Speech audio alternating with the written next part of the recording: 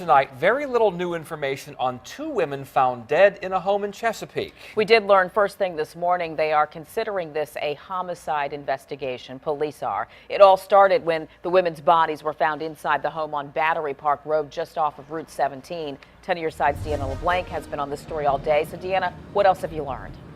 Well, Nicole, right now police still aren't releasing any suspect information, and that may be because they don't have any. There were no witnesses to these homicides, but we asked them, how were these women killed? Police say they know the answer to that question, but aren't releasing that right now. They say they want to keep their cards close to their chest until they can get somebody in custody. Neighbors tell me that for years they've seen visitors coming in and out of this home. They suspected drug activity was going on with the two women, one in her late 50s, the other in her early 60s.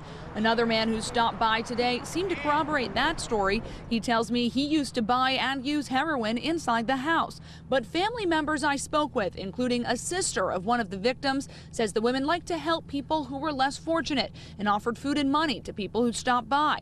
Now, we did try to get to the bottom of that with police. They couldn't confirm anything directly, but say there have been 10 calls for service here in the last 5 years, 2 of which were for drug activity. One was when a man overdosed inside the home.